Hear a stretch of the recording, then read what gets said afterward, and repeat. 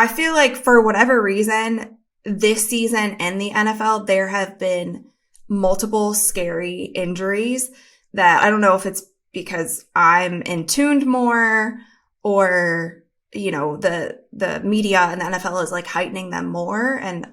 But I haven't seen these kind of injuries in the past. We had Tua and then we had DeMar Hamlin and then Gage. And I want to hear from your perspective. Obviously, playing in the NFL for as long as you did, it is a dangerous sport. Do you think that there's anything that the NFL can or will do moving forward to help protect their players even more? That's a good question. It's a loaded question. The health of players matter. I don't think the NFL can do much because it's such a physical contact sport. It's a collision sport. It's not contact. Basketball is contact. NFL is collision sport. And so there always, forever will be catastrophic injuries. So I think the NFL can do anything lawfully, the policies with the rules. They've tried. They changed some of the helmets, the technology. A lot of money has went into research. They've changed practice. They've changed the rules of tackling. They've clamped down on finding athletes. I mean, you almost got to play two-hand touch to get a sack now. So one of the things they can do is make every single field grass. That's the first thing that they can do.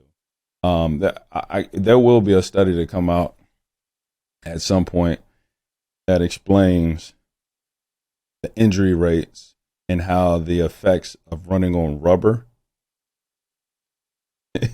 is not good for athletes. We're going to see the injuries, the injury rate of athletes are partly due to the field and the surface that they play on. We're not designed to play on no freaking rubber. Yeah, so Rashad, explain to me the difference between, playing on a turf field versus real grass and what difference that makes. I don't want to be disrespectful, but it seems like it would be common sense. Athletes playing on rubber versus grass doesn't make sense. However, it does if you watch the dollar financially speaking. The owners benefit from artificial turf because the maintenance is cheaper. It looks more aesthetic, possibly, for an eyeball to the audience, right? To the stand for those that are fans of the game, consuming the game, and maybe it looks prettier.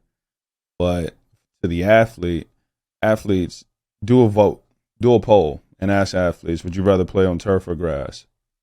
And I guarantee you about 80% will say grass. Maybe even 90. I truly believe this is all a financial driven data collective gesture from owners of, collecting the data, seeing the data, understanding the data says athletes that play on rubber, artificial grass, will eventually have an injury. They become more injury prone. Their body softens up over time because we're not designed to play on this surface. So they won't have longevity if they're running physically. Now, quarterback, guess what?